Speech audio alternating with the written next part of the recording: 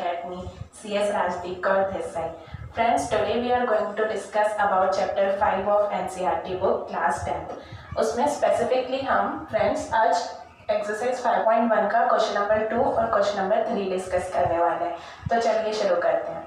इस क्वेश्चन में क्या बोला है, right first 4 terms of the AP when the first term A and the common difference D are given as follows. मतलब हमें फर्स्ट टर्म और कॉमन डिफरेंस दिया हुआ है और हमें AP की पहली 4 टर्म कैलकुलेट करनी है. तो फ्रेंड्स उसके पहले आपको ये समझना चाहिए कि AP है क्या. तो मैं आपको शॉर्ट में बता देती हूँ AP क्या होता है.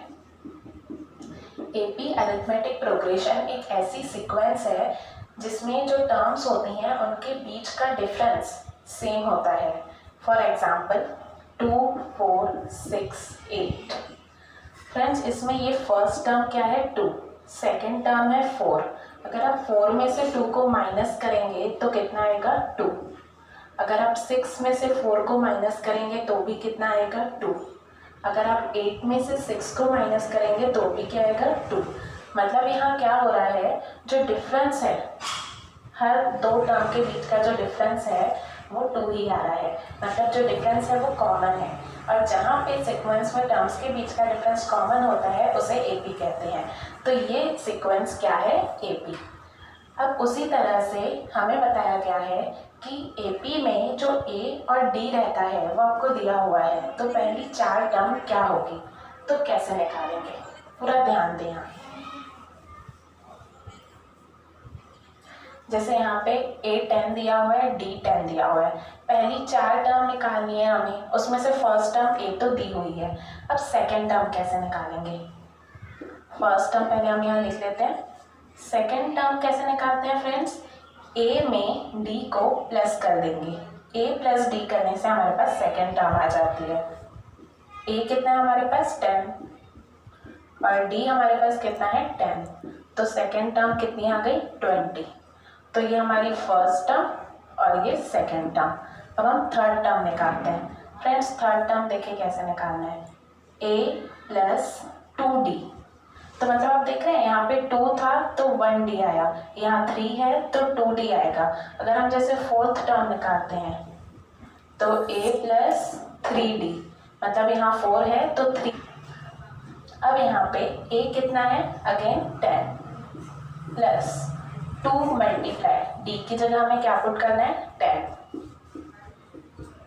10 प्लस 2 इंटू 10 20, 20 प्लस 10 30.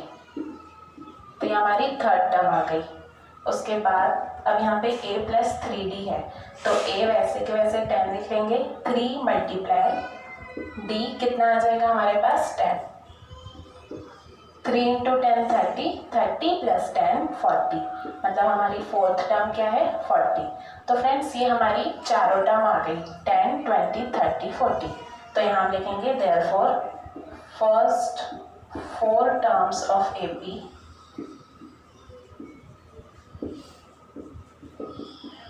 आर 10, 20, 30, 40. उसी तरीके से सेकेंड क्वेश्चन को भी हम सॉल्व करेंगे. यहाँ पर A हमारे पास है -2 और D है 0. तो देखते हैं यहाँ पर कैसे होगा. फर्स्ट टर्म अगेन हमारे पास दी हुई है. सेकेंड टर्म कैसे निकालेंगे, A प्लस D. A कितना है हमारे पास -2 और D कितना है 0. -2 प्लस 0, -2 पे कोई फर्क नहीं पड़ेगा क्योंकि 0 ऐड हुआ है तो आंसर -2 ही रहेगा. उसी तरीके से जब हम A3 निकालेंगे, A प्लस 3D, तो यहाँ पर A कितना है हमारे पास -2 प्लस 3 मल्टीप्लाइड बाई D तो 0 है. अब किसी भी नंबर को अगर हम 0 से मल्टीप्लाई करते हैं तो आंसर 0 ही आता है. मतलब यहाँ पे कोई फर्क नहीं पड़ेगा. -2 प्लस 0 सेम इसके जैसे, तो अगेन ये भी -2 आ जाएगा.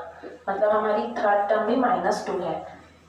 उसी तरीके से हम फोर्थ टर्म भी निकालेंगे. A plus 3D.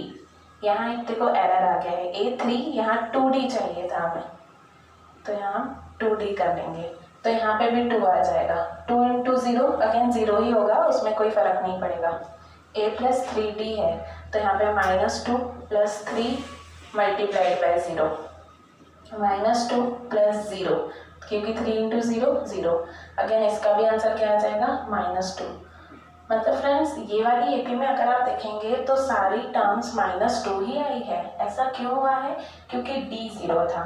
तो जब भी d 0 होता है तो सीक्वेंस की सारी टर्म्स सेम आती हैं। क्वेश्चन नंबर 3 में फर्स्ट टर्म दी हुई है 4 और कॉमन डिफरेंस दिया हुआ है -3। तो यहाँ पे फिर से हम वही मेथड फॉलो करेंगे। a1 हमें दिया हुआ है 4 ऑलरेडी, हमें फर्स्ट 4 टर्म्स निकालनी है, मतलब और 3 टर्म निकालनी है। a2 का फॉर्मूला क्या रहेगा? a plus D. a है हमारे पास 4 और d कितना है? -3। 4 प्लस माइनस माइनस 4 - 3 1, मतलब सेकेंड टर्म हमारे पास क्या आ गई? 1। अब थर्ड टर्म निकालेंगे। थर्ड टर्म a प्लस, अब यहाँ 3 है ना तो 2d आ जाएगा। यहाँ 2 था तो 1d, यहाँ 3 है तो 2d। a 4 है, 2 मल्टीप्लाई d की जगह -3, 4 2 3 6 प्लस माइनस माइनस, और 4 - 6 -2। ओके, तो ये हमारी first term 4, second term 1, third term -2। अब हम निकालेंगे last term, that is fourth term, a plus 3d। 3 क्यों आया? क्योंकि ये फोर्थ टर्म है, तो d एक एक कम होते जा रहे हैं। देखो a2 था तो d, 3 था तो 2d, और अब यहाँ 4 है तो 3d। अगेन a तो 4 ही रहेगा, 4 प्लस 3 मल्टीप्लाई d है हमारा -3, 4 3 3 9 प्लस माइनस माइनस, 4 - 9 -5। तो हमारी फर्स्ट 4 टर्म्स क्या है? 4 1 -2 -5। तो ये हमारा क्वेश्चन नंबर 3 था। अब क्वेश्चन नंबर 4, a दिया हुआ है -1, d दिया हुआ है 1/2। d फ्रैक्शन में भी हो सकता है, मैंने आपको पहले बताया d पॉजिटिव हो सकता है, d निगेटिव हो सकता है, d 0 हो सकता है, d फ्रैक्शन में भी हो सकता है। तो चलिए शुरू करते हैं। और d रूट में भी हो सकता है। तो यहाँ पर फर्स्ट टर्म है हमारे पास -1। अब a2 निकालेंगे हम। a2 के लिए again a plus D. a है -1 प्लस d है 1/2। तो इसको कैसे सॉल्व करेंगे? इसको इसके साथ मल्टीप्लाई करेंगे और फिर ये ऊपर चले जाएगा।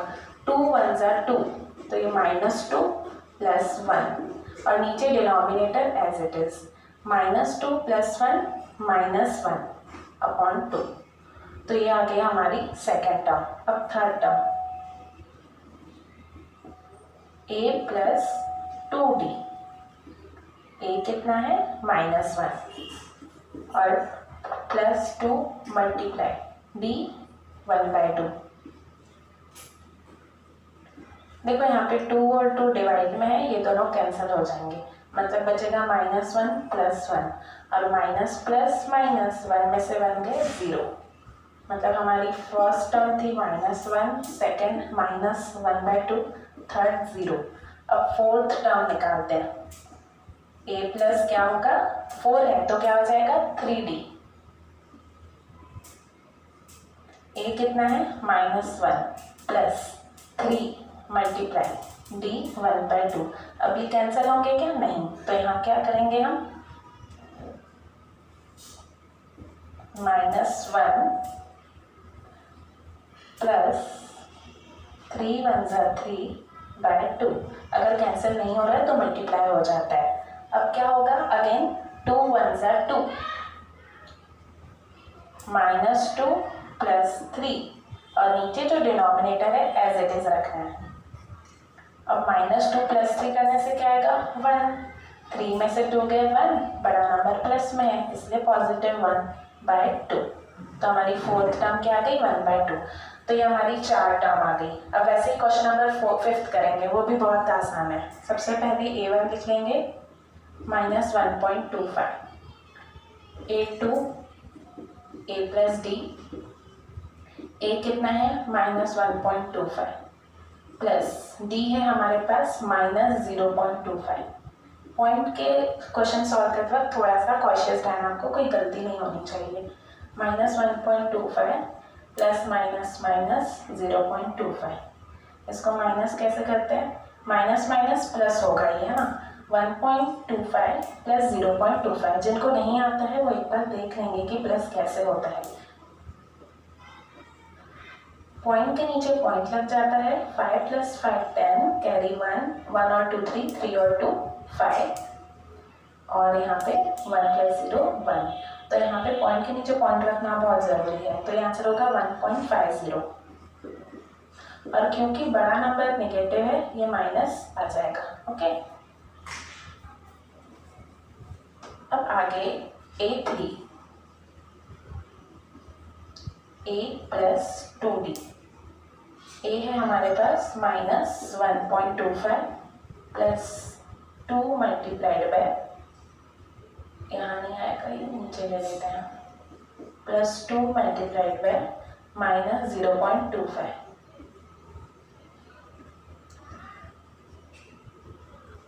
-1.25 प्लस माइनस माइनस 2 को इससे मल्टीप्लाई करना है, तो बिल्कुल यहाँ घबराना नहीं है, बस 25 2 कर दो, 25 2 50, और ये पॉइंट के बाद 2 नंबर हैं तो पीछे से 2 नंबर बाद पॉइंट लगा के 0।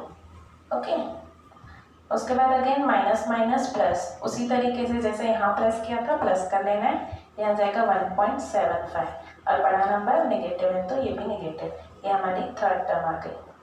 अब लास्ट टर्म निकाल लेते हैं, A4, A + 3D। A है हमारे पास -1.25 plus 3 multiply -0.25, -1.25 plus minus minus 25 3 75, और ये पॉइंट के बाद 2 0 है तो यहाँ 0.0, अगेन माइनस माइनस प्लस, तो ये कितना हो जाएगा हमारे पास 1.25 प्लस 0.75, ये हो जाएगा 2.00, और बड़ा नंबर माइनस में इसलिए माइनस, तो ये हमारी फोर्थ टर्म। तो ये चारों टर्म आ गई हमारी, first, second, third and fourth. Question number 3, for the following APs right the first term and the common difference. इस क्वेश्चन में हमें सिर्फ फर्स्ट टर्म निकालनी है और कॉमन डिफरेंस। फर्स्ट टर्म को हम किससे शो करते हैं, A से, और कॉमन डिफरेंस को किससे शो करते हैं, D से। मतलब हमें सिर्फ क्वेश्चन में A और D निकालना है, बहुत ही आसान है, आप ऑब्जर्व करके भी निकाल सकते हो, लेकिन मेथड करनी चाहिए, बहुत छोटी सी मेथड है। फर्स्ट टर्म तो हम देख के ही बता सकते हैं 3, सेकेंड टर्म तो हमें निकालनी नहीं है अभी, D कैसे निकालना है हमें, सेकेंड टर्म में से फर्स्ट टर्म को माइनस करके, मतलब ये जैसे A2 है और ये A1 है, तो A2 माइनस A1, A2 कितना है हमारे पास 1, माइनस A1 कितना है 3, 1 माइनस 3 2, बड़ा नंबर नेगेटिव है -2, तो यह हमारा A आ गया और ये D हो गया, इतना इजी। अब जल्दी से हम बाकी क्वेश्चंस भी इसी तरीके से कर लेते हैं। यहाँ पे A कितना है -5, और D कैसे निकालेंगे, again A2 minus A1, that is -1 minus -5, -1 minus minus plus 5, minus plus minus 5 minus 1 4, और बड़ा नंबर क्योंकि पॉजिटिव है आंसर भी पॉजिटिव रहेगा, तो ये हमारा A आ गया और ये D। उसके बाद थर्ड क्वेश्चन में अगेन वही चीज, A दिया हुआ है हमें 1/3, D निकालेंगे हम A2 माइनस A1, A2 कितना है 5/3, माइनस A1 कितना है 1/3, फ्रैक्शन में डिनोमिनेटर कॉमन होना चाहिए और यहाँ पे ऑलरेडी है तो 3 लिख देंगे, 5 माइनस 1, 5 माइनस 1 4, 4/3 हमारा D रहेगा, तो यहाँ पर ये A और ये D। अब ये लास्ट क्वेश्चन बहुत आसानी से इसे भी हम सॉल्व कर लेंगे। A अगेन दिया हुआ है 0.6, और D कैसे निकालेंगे, A2 माइनस A1, ये सेकेंड टर्म A2 है 1.7 माइनस फर्स्ट टर्म है 0.6, इसलिए माइनस कैसे करते हैं मैंने आपको लास्ट टाइम सिखाया। पॉइंट के नीचे पॉइंट रखना बहुत ज़रूरी है, उसके बाद ही माइनस करें, नहीं तो गलती हो जाती है। 7 में से 6 के 1, डेसिमल के नीचे डेसिमल, 1 - 0 1, मतलब आंसर इज 1.1। तो ये हमारा ए और ये डी। तो ये हमारे चारों क्वेश्चन इतनी जल्दी सॉल्व हो गए, है ना इजी। तो फ्रेंड्स, अगले वीडियो में हम क्वेश्चन नंबर 4 डिस्कस करेंगे। Thank you.